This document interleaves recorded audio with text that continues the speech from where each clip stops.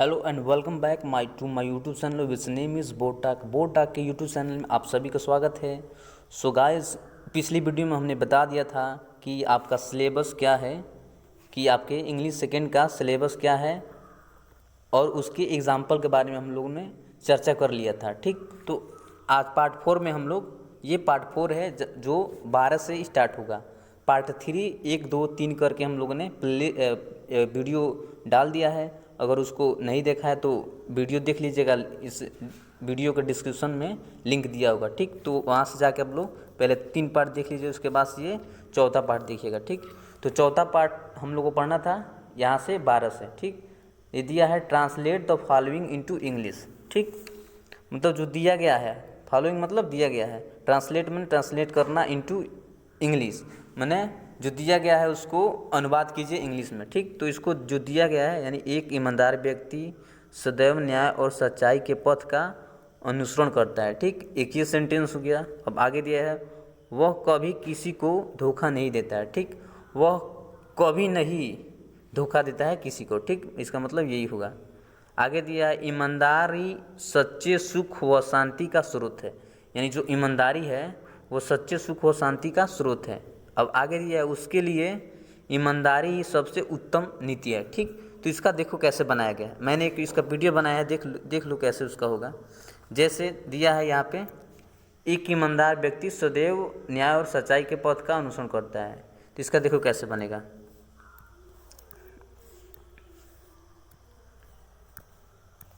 देखो, ए honest person, एक ईमानदार व्यक्ति, ऑलवेज हमेशा, फॉलोज यहाँ पे रहेगा, follows the path of justice and truth. ठीक, एक हॉनेस्ट व्यक्ति मतलब एक ईमानदार व्यक्ति हमेशा न्याय और सत्य का मार्ग का अनुसरण करता है। ठीक, अब आगे दिया, आगे देखो क्या दिया है। आगे दिया है, वह कभी किसी को धोखा नहीं देता है, वह कभी किसी को धोखा नहीं देता है। तो ठीक, इसका कैसे बनेगा, इसका देखो, वह कभी किसी को धोखा नहीं देगा, इसका देखो। जैसे यहाँ पे दिया है, ही धोखा देता है, नेवर कभी नहीं, टू एनीवन, यानी वह कभी किसी को धोखा नहीं देता है। तो इसका क्या होगा, इसका ऐसे बनेगा, he never cheat to anyone. ठीक, इसका ऐसे बनेगा, he never cheat to anyone. ठीक, आगे जब इसका ट्रांसलेशन हम पढ़ाएंगे तो उसमें सारी बातों को डिस्कस किया जाएगा कि कैसे आ रहा है। ठीक, तब तक के लिए समझो कि ये ऐसे बनेगा इसका, he never cheat to anyone. अब आगे दिया है, आगे देखो क्या दिया है।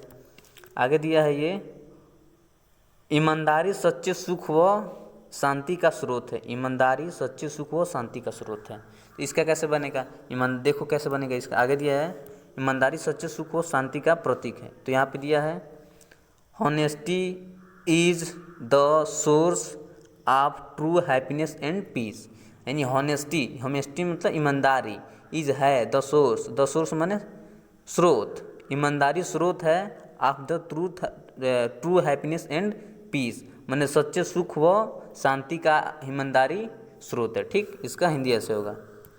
अब देखो आगे दिया है कि, आगे दिया है, उसके लिए ईमानदारी ही सबसे अच्छी नीति है। ठीक, उसके लिए ईमानदारी सबसे अच्छी नीति है। इसका देखो एक बार हिंदी देख लो, उत्तम का होता है बेस्ट। ठीक, उत्तम का होता है बेस्ट, नीति मतलब पॉलिसी। तो आओ देखो यहाँ पे कैसे बनेगा इसका। अगर दिया है कि यहाँ पे, honesty is the best policy. ठीक, ईमानदारी है द बेस्ट पॉलिसी, सबसे उत्तम नीति, फॉर हिम, यानी ईमानदारी सबसे अच्छी नीति है उसके लिए। ठीक, यानी इसका सही अर्थ क्या होगा, उसके लिए ईमानदारी ही सबसे अच्छी नीति है। ठीक, ये इसका 12 कंप्लीट हो गया। अब आगे देखो, आगे 13 में क्या दिया है। 13 दिया है कि write an application to the principal of your college requesting him to grant you leave for 6 days as you have to attend the marriage of your sister, do not write your name and roll number. ठीक, इसको ऐसे करना है। तो देखो इसका कैसे application, एक बार समझ लो ये बोल क्या रहा है। एक एप्लीकेशन निकला है प्रिंसिपल को, जिस स्कूल में पढ़ते हो वहाँ के प्रिंसिपल के पास एप्लीकेशन निकला है, principal of your college requesting him. ठीक, रिक्वेस्टिंग माने रिक्वेस्ट करते हुए, to grant you leave for 6 days। ठीक, कि वह प्रदान करे तुमको लीव फॉर 6 डेज, ठीक, 6 दिनों की छुट्टी प्रदान करें।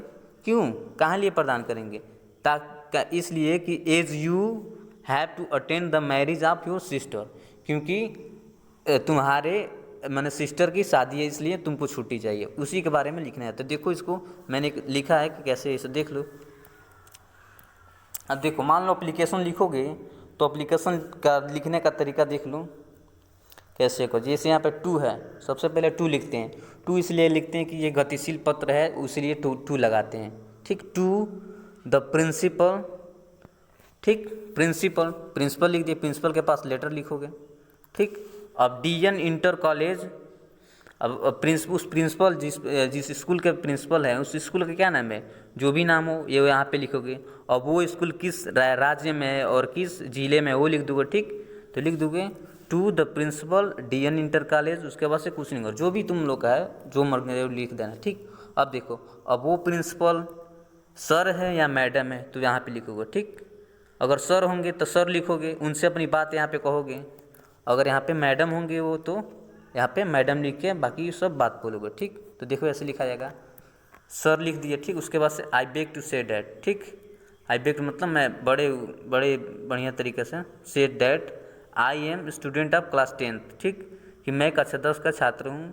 इन माई होम, मैंने मतलब मेरे घर में, my sister marriage about to being, ठीक, मैंने मेरी सिस्टर की शादी होने वाली है, ठीक। And I have to attend this marriage, और मुझे यह शादी को मतलब अटेंड करना है। So I want you to give me leave for क्या बोलते हैं, leave for 6 days, leave for 6 days, 6 दिनों की छुट्टी प्रदान करें, ठीक। तो यहाँ पे लिख दिए।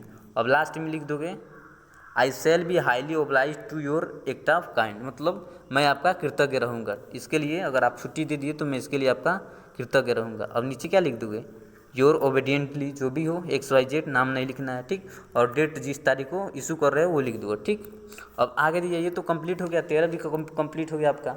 अब आगे देखो क्या दिया, आगे दिया है, आगे दिया है कि आगे दिया है 14 देखो क्या दिया है, 14 दिया है, write a composition on one of the following topic in 60 word, point are given below in इस topic to develop the composition, ठीक।